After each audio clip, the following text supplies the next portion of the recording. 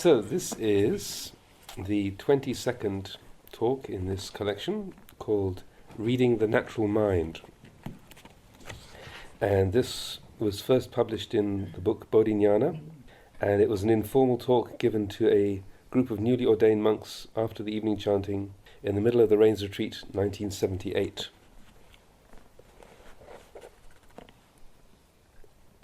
Our way of practice is looking closely at things and making them clear. We are persistent and constant, yet not rushed or hurried. Neither are we too slow. It's a matter of gradually feeling our way and bringing it together. However, all of this bringing together is working towards something. There is a point to our practice. For most of us, when we first start to practice, it's nothing other than desire. We start to practice because of wanting. At this stage, our wanting is wanting in the wrong way. That is, it's deluded. It's wanting mixed up with wrong understanding. If wanting is not mixed with wrong understanding like this, we say that it's wanting with wisdom, panya. It's not deluded. It's wanting with right understanding. In a case like this, we say that it's due to a person's barami, or past spiritual accumulations. However, this isn't the case with everyone. Some people don't want to have desire, or they want to not have desires, because they think that our practice is directed at not wanting. However, if there's no desire, then there's no way of practice. We can see this for ourselves. The Buddha and all his disciples practiced to put an end to defilements. We must want to practice and must want to put an end to defilements. We must want to have peace of mind and want not to have confusion. However, if this wanting is mixed with wrong understanding, then it will only amount to more difficulties for us. If we're honest about it, we really know nothing at all, or what we do know is of no consequence, since we're unable to use it properly. Everybody, including the Buddha, started out like this, with the desire to practice, wanting to have peace of mind and wanting to not have confusion and suffering. These two kinds of desire have exactly the same value. If not understood, then both wanting to be free from confusion and not wanting to have suffering are defilements. They're a foolish way of wanting, desire without wisdom. In our practice, we see this desire as either sensual indulgence or self-mortification. It's in this very conflict, just this dilemma, that our teacher, the Buddha, was caught up. He followed many ways of practice which merely ended up in these two extremes, and these days we're exactly the same. We're still affected by this duality, and because of it, we keep falling from the way. However, this is how we must start out. We start out as worldly beings, as beings with defilements, with wanting devoid of wisdom, desire without right understanding. If we lack proper understanding, then both kinds of desire work against us. Whether it's wanting or not wanting, it's still craving, tanha. If we don't understand these two things, then we won't know how to deal with them when they arise. We will feel that to go forward is wrong, and to go backwards is wrong, and yet we can't stop. Whatever we do, we just find more wanting. This is because of the lack of wisdom and because of craving. It's right here, with this wanting and not wanting, that we can understand the Dhamma. The Dhamma which we're looking for exists right here, but we don't see it. Rather, we persist in our efforts to stop wanting. We want things to be a certain way and not any other way. Or we want them not to be a certain way, but to be another way. Really, these two things are the same. They're part of the same duality. Perhaps we may not realize that the Buddha and all his disciples had just this kind of wanting. However, the Buddha understood wanting and not wanting. He understood that they are simply the activity of mind, that such things merely appear in a flash and then disappear. These kinds of desires are going on all the time. When there is wisdom, we don't identify with them. We're free from clinging. Whether it's wanting or not wanting, we simply see it as such. In reality, it's merely the activity of the natural mind. When we take a close look, we clearly see that this is how it is. The wisdom of everyday experience. So it's here that our practice of contemplation will lead us to understanding. Let us take an example.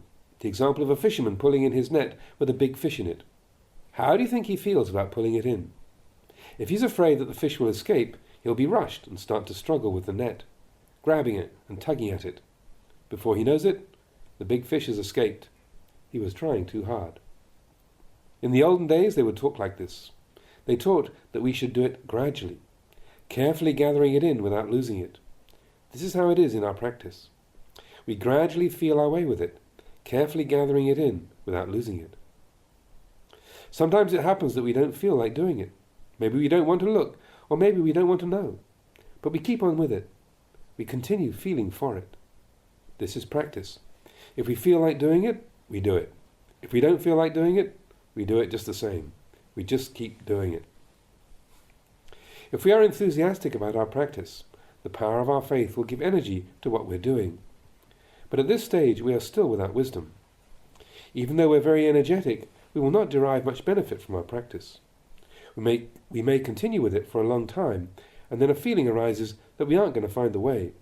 We may feel that we cannot find peace and tranquility, or that we aren't sufficiently equipped to do the practice. Or maybe we feel that this way just isn't possible anymore, so we give up. At this point, we must be very, very careful. We must use great patience and endurance. It's just like pulling in the big fish. We gradually feel our way with it. We carefully pull it in.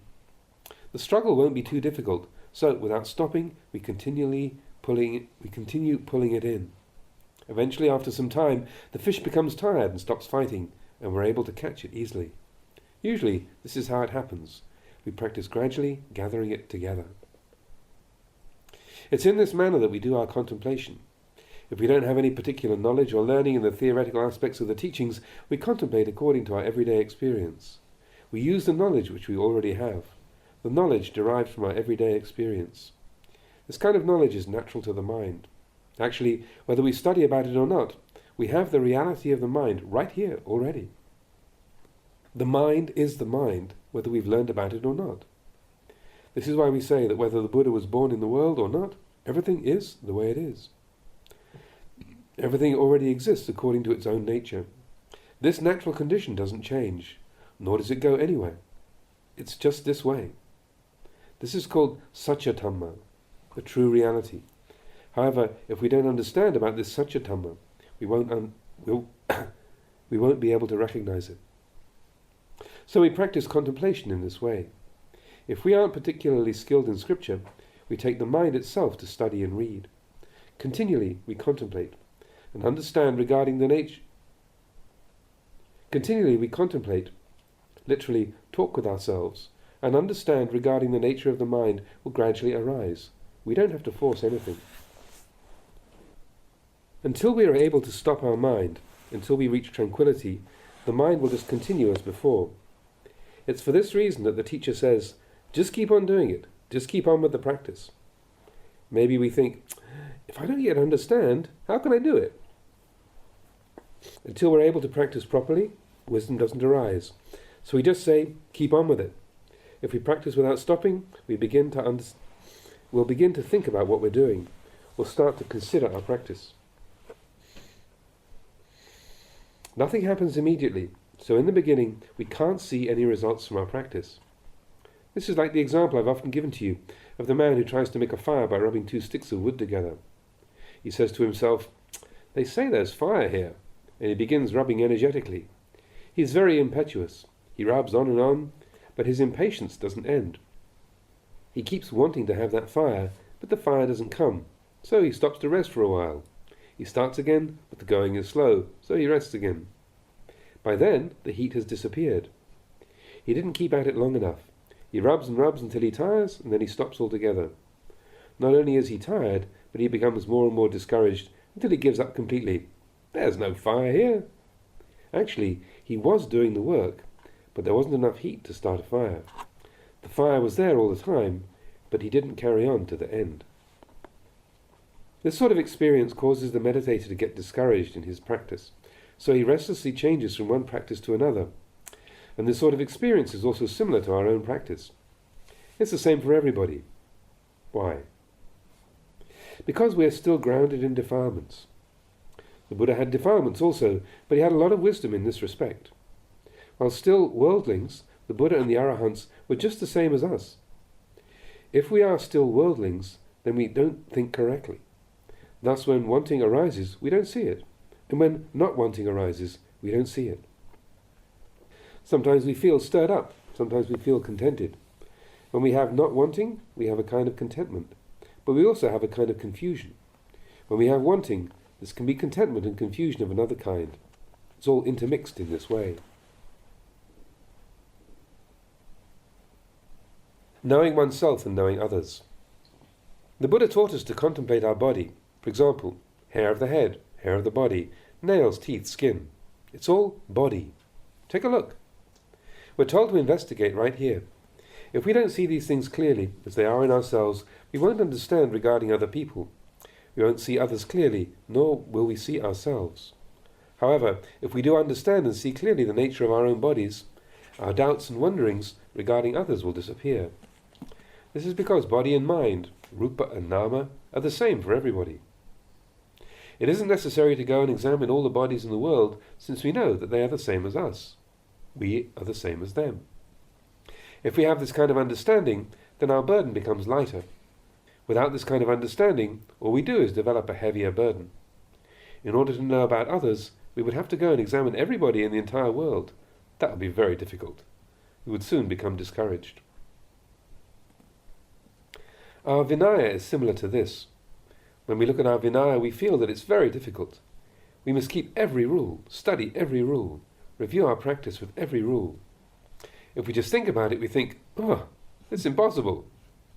We read the literal meaning of all the numerous rules, and if we merely follow our thinking about them, we could well decide that it's beyond our ability to keep them all. Anyone who has had this kind of attitude towards the Vinaya has the same feeling about it. There are a lot of rules. The scriptures tell us that we must examine ourselves regarding each and every rule and keep them all strictly. We must know them all and observe them perfectly. This is the same as saying that to understand others, we must go and examine absolutely everybody. This is a very heavy attitude. And it's like this because we take what is said literally. If we follow the textbooks, this is the way we must go. Some teachers teach in this manner, strict adherence to what the textbooks say. It just can't work that way. There's a footnote that says, on another occasion the Venerable Ajahn completed the analogy by saying that if we know how to guard our own minds, then that is the same thing as observing all of the numerous rules of the Vinaya. Actually, if we study theory like this, our practice won't develop at all. In fact, our faith will disappear. Our faith in the way will be destroyed.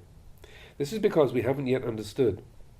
When there is wisdom, we'll understand that all the people in the entire world really amount to just this one person. They are the same as this very being. So we study and contemplate our own body and mind. With seeing and understanding the nature of our own body and mind comes the understanding of the bodies and minds of everyone. And so, in this way, the weight of our practice becomes lighter. The Buddha said we should teach and instruct ourselves. Nobody else can do it for us. When we study and understand the nature of our own existence, we will understand the nature of all existence. Everyone is really the same. We're all the same make and come from the same company. There are only different shades, that's all. It's just like Bodhai and Tamjai. They're both painkillers and do the same thing, but one type is called Bodhai and the other is called Tamjai. Really, they aren't different. These are two kinds of Beecham's powders and like headache remedies or cold remedies that people have. They just have these two different names that will be very familiar to everybody. You'll find that this way of seeing things gets easier and easier as you gradually bring it all together. We call this feeling our way, and this is how we begin to practice. We'll become skilled at doing it. We keep on with it until we arrive at understanding. And when this understanding arises, we will see reality clearly. Theory and practice. So we continue this practice until we have a feeling for it. After a time, depending on our own particular tendencies and abilities, a new kind of understanding arises. This we call investigation of Dhamma, Dhamma Vichaya. And this is how the 7 factors of enlightenment arise in the mind. Investigation of Dhamma is one of them. The others are mindfulness, energy, rapture, tranquility, concentration, and equanimity. If we've studied about the 7 factors of enlightenment, then we'll know what the books say, but we won't have seen the real factors of enlightenment. The real factors of enlightenment arise in the mind. Thus the Buddha came to give us all the various teachings. All the enlightened ones have taught the way out of suffering, and their recorded teachings we call the theoretical teachings. This theory originally came from the practice, but it has become merely book learning or words.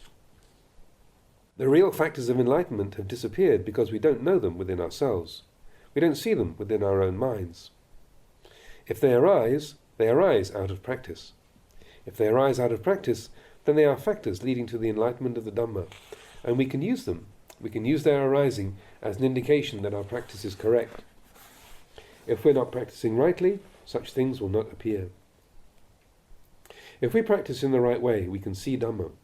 So we say to keep on practicing, feeling your way gradually, and continually investigating. Don't think that what you're looking for can be found anywhere other than right here. One of my senior disciples had been learning Pali at a study temple before he came here. He hadn't been very successful with his studies, so he thought that, since monks who practice meditation are able to see and understand everything just by sitting, he would come and try this way. He came here to Wat Pah Pong with the intention of sitting in meditation so that he'd be able to translate Pali scriptures. He had this kind of understanding about practice. So I explained to him about our way. He had misunderstood completely. He had thought it an easy matter just to sit and make everything clear. If we talk about understanding Dhamma, then both study monks and practice monks use the same words, but the actual understanding which comes from studying theory and that which comes from practicing Dhamma is not quite the same. It may seem to be the same, but one is more profound. One is deeper than the other.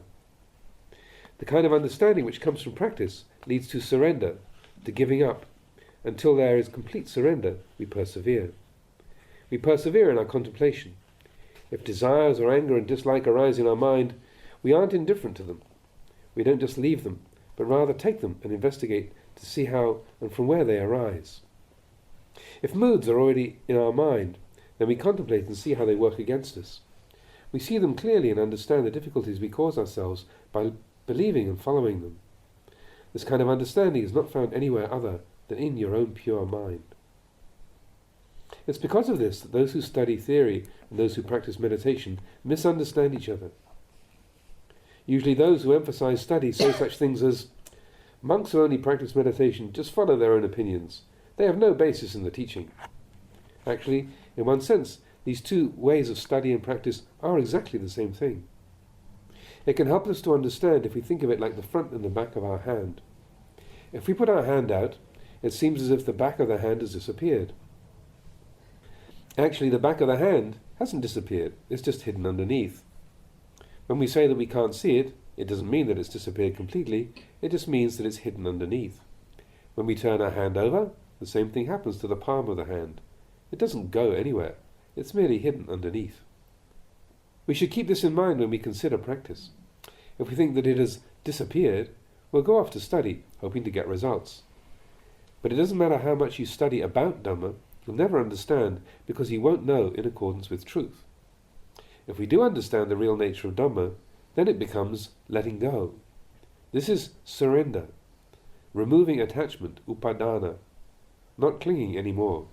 Or if there is still clinging, it becomes less and less. There is this kind of difference between the two ways of study and practice. When we talk about study, we can understand it like this. Our eye is a subject of study. Our ear is a subject of study. Everything is a subject of study. We can know that form is like this and like that, but we attach to form and don't know the way out. We can distinguish sounds, but then we attach to them. Forms, sounds, smells, tastes, bodily feelings, mental impressions are all like a snare to entrap all beings. To investigate these things is our way of practicing Dhamma. When some feeling arises, we turn to our understanding to appreciate it. If we're knowledgeable regarding theory, we will immediately turn to that and see how such and such a thing happens like this, and then becomes that, and so on. If we haven't learned theory in this way, then we've just the natural state of our mind to work with. This is our Dhamma. If we have wisdom, then we'll be able to examine this natural mind of ours and use this as our subject to study. It's exactly the same thing. Our natural mind is theory. The Buddha said that to take whatever thoughts and feelings arise and investigate them, use reality of our natural mind as our theory. We rely on this reality. Insight meditation, vipassana. If you have faith, it doesn't matter whether you've studied theory or not. If our believing mind leads us to develop practice, if it leads us to constantly develop energy and patience, then study doesn't matter. We have mindfulness as a foundation for our practice. We are mindful in all bodily postures, whether sitting, standing, walking or lying. And if there's mindfulness, there will be clear comprehension to accompany it. Mindfulness and clear comprehension will arise together. They may arise so rapidly, however, that we can't tell them apart. But when there is mindfulness, there will also be clear comprehension. When our mind is firm and stable, mindfulness will arise quickly and easily. And this is also where we have wisdom. Sometimes, though, wisdom is insufficient or doesn't arise at the right time. There may be mindfulness and clear comprehension, but alone, these things are not enough to control the situation. Generally, if mindfulness and clear comprehension are a foundation of mind, then wisdom will be there to assist. However, we must constantly develop this wisdom through the practice of insight meditation. This means that whatever arises in the mind can be an object of mindfulness and clear comprehension.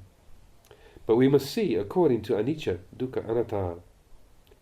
Impermanence, anicca, is the basis.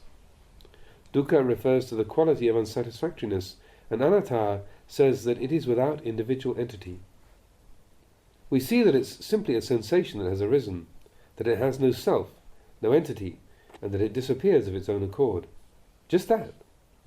Someone who is deluded, someone who doesn't have wisdom, will miss this occasion. He won't be able to use these things to his advantage. If wisdom is present, then mindfulness and clear comprehension will be right there with it. However, at this initial stage, the wisdom may not be perfectly clear. Thus mindfulness and clear comprehension aren't able to catch every object. But wisdom comes to help. It can see what quality of mindfulness is there and what kind of sensation has arisen. Or, in its most general aspect, whatever mindfulness there is, or whatever sensation there is, it's all Dhamma. The Buddha took the practice of insight meditation as his foundation. He saw that this mindfulness and clear comprehension were both uncertain and unstable. Anything that's unstable and which we want to have stable causes us to suffer. We want things to be according to our own desires, but we suffer because things just aren't that way. This is the influence of an unclean mind, the influence of a mind which is lacking wisdom. When we practice, we tend to become caught up in wanting it to be easy, wanting it to be the way we like it. We don't have to go very far to understand such an attitude. Merely look at this body. Is it ever really the way we want it? One minute we like it to be one way, the next minute we like it to be another way. Have we ever really had it the way we liked it? The nature of our bodies and minds is exactly the same in this regard. It simply is the way it is. This point in our practice can be easily missed. Whatever doesn't please us, we throw out. We don't stop to think whether the way we like and dislike things is really the correct way or not. We merely think that the things we find disagreeable must be wrong, and those we find agreeable must be right. This is where craving comes from. When we receive stimuli by way of the eye, ear, nose, tongue, body or mind, a feeling of liking or disliking arises. This shows that the mind is full of attachment. So the Buddha gave us this teaching of impermanence. He gave us a way to contemplate things. If we cling to something which isn't permanent, we'll experience suffering. There's no reason why we should want to have these things in accordance with our likes and dislikes. It isn't possible for us to make things be that way. We don't have that kind of authority or power.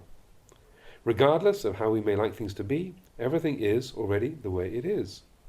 Wanting like this is not the way out of suffering. Here we can see how the mind which is deluded understands in one way, and the mind which is not deluded understands in another way. When the mind with wisdom receives some sensation, for example, it sees it as something not to be clung to or identified with. This is what indicates wisdom. If there isn't any wisdom, we merely follow our stupidity. This stupidity is not seeing impermanence, unsatisfactoriness, and not self. That which we like we see as good and right. That which we don't like we see as not good. We can't arrive at Dhamma this way. Wisdom cannot arise. If we can see this, then wisdom arises. The Buddha firmly established the practice of insight meditation in his mind and used it to investigate all the various mental impressions.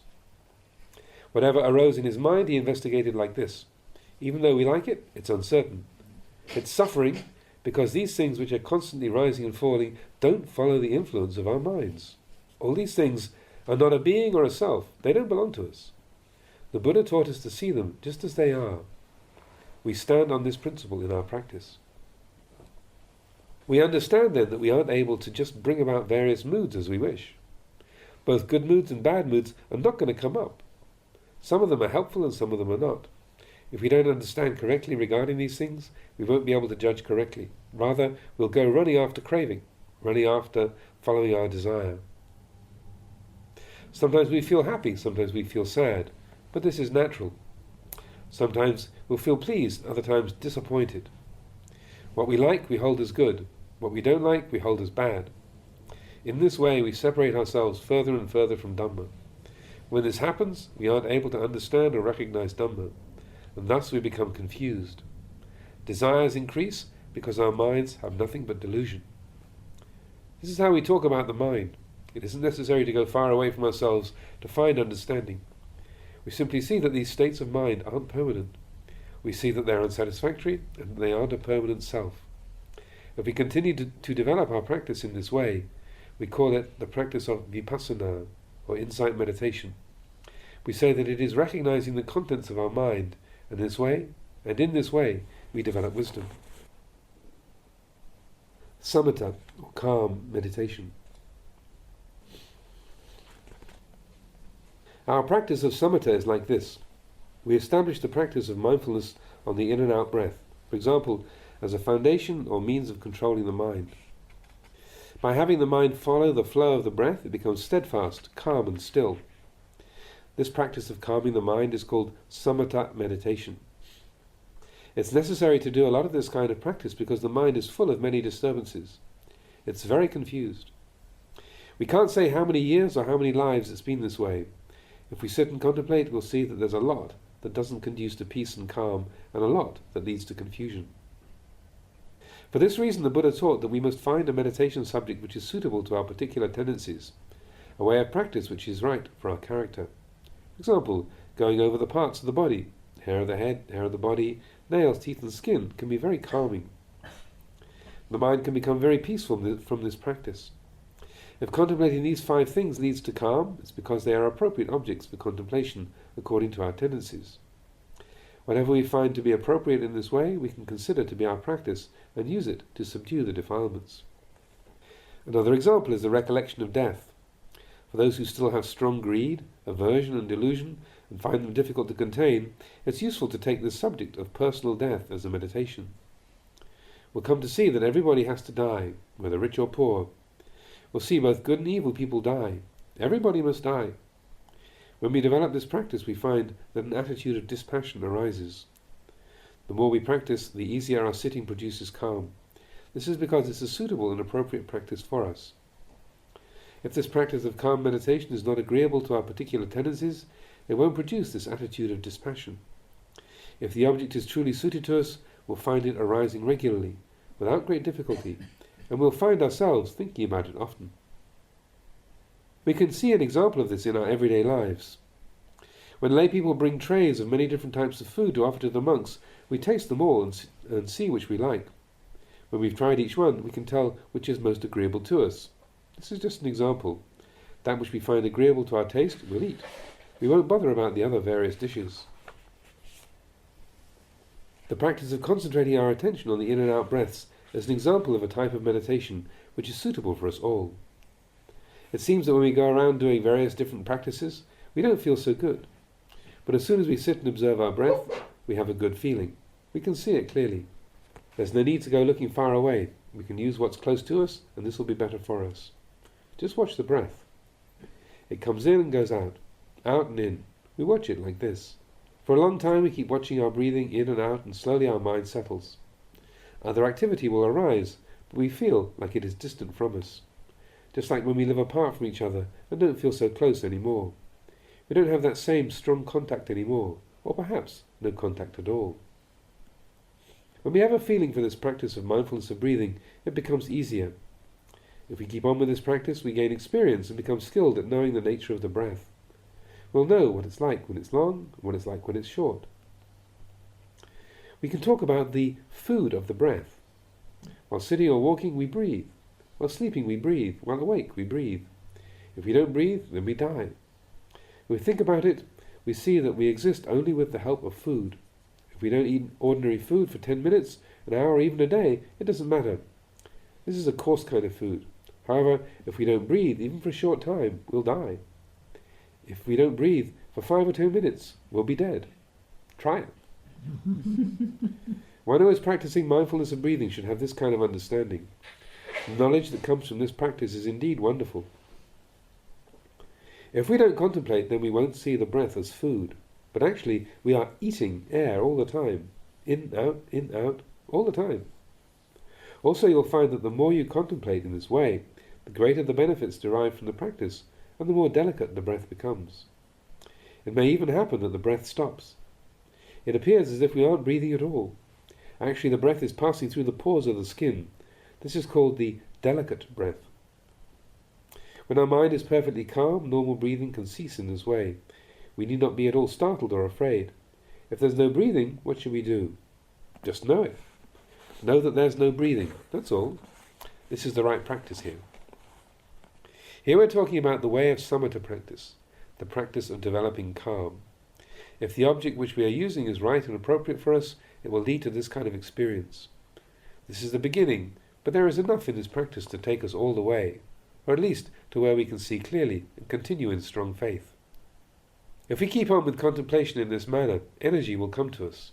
This is similar to the water in an urn. We put in water and keep it topped up. We keep on filling the urn with water, and thereby the insects which live in the water don't die. Making effort and doing our everyday practice is just like this. It all comes back to practice. We feel very good and peaceful. This peacefulness comes from our one-pointed state of mind. This one-pointed state of mind, however, can be very troublesome, since we don't want other mental states to disturb us. Actually, other mental states do come, and, if we think about it, that in itself can be the one-pointed state of mind. It's like when we see various men and women, but we don't have the same feeling about them as we do about our mother and father. In reality, all men are male, just like our father. All women are female, just like our mother.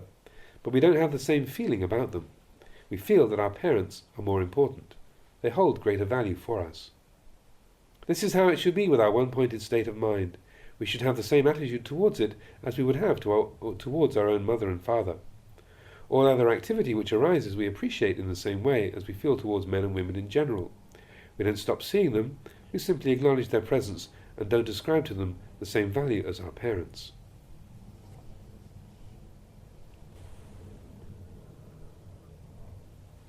Undoing the knot. When our practice of samatha arrives at calm, the mind will be clear and bright. The activity of mind will become less and less. The various mental impressions which arise will be fewer. When this happens, great peace and happiness will arise, but we may attach to that happiness. We should contemplate that happiness as uncertain. We should also contemplate unhappiness as uncertain and impermanent. We'll understand that all the various feelings are not lasting and therefore not to be clung to. We see things in this way because there's wisdom. We'll understand that things are this way according to their nature.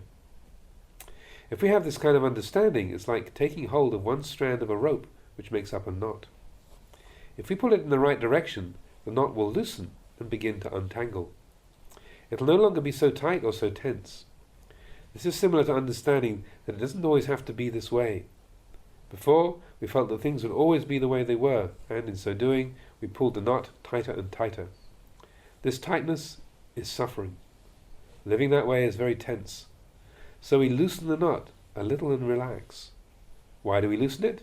Because it's tight. If we don't cling to it, then we can loosen it. It's not a permanent condition that must always be that way. We use the teaching of impermanence as our basis. We see that both happiness and unhappiness are not permanent. We see them as not dependable. There is absolutely nothing that's permanent.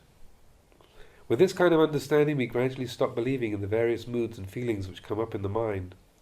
Wrong understanding will decrease to the same degree that we stop believing in it. This is what is meant by undoing the knot. It continues to become looser. Attachment will be gradually uprooted. Disenchantment. When we come to see impermanence, unsatisfactoriness and not self in ourselves, in this body and mind, in this world, then we'll find that a kind of boredom will arise.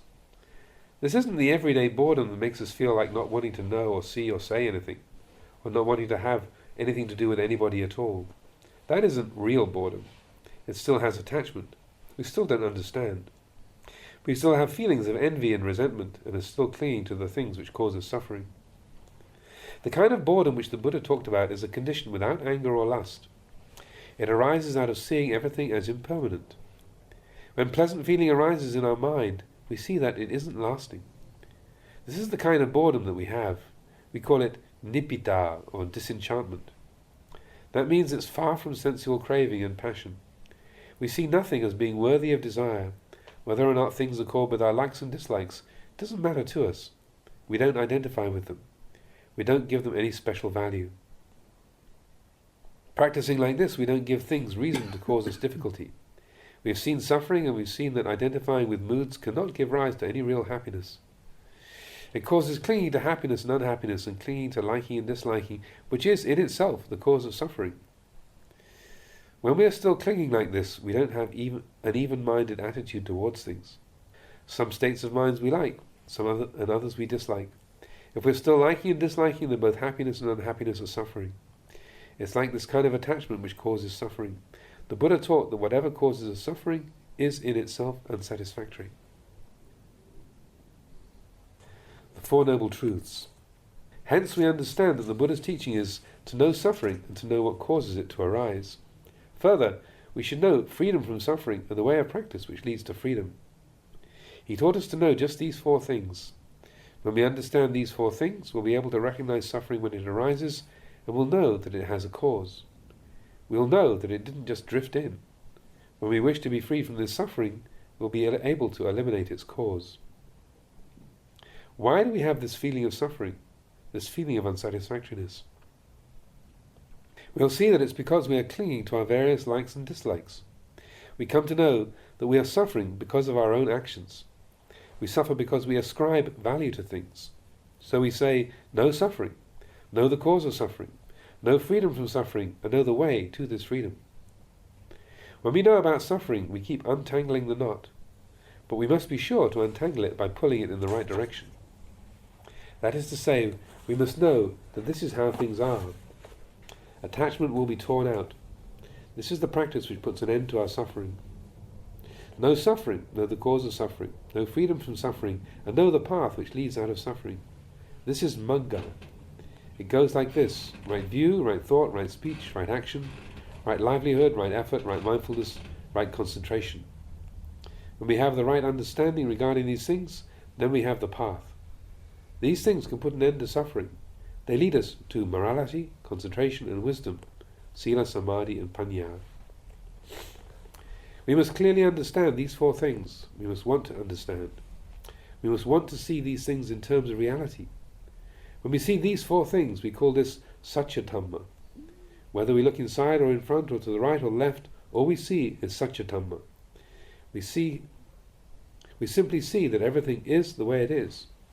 For someone who has arrived at Dhamma, someone who really understands Dhamma, wherever they go, everything will be Dhamma. There you are.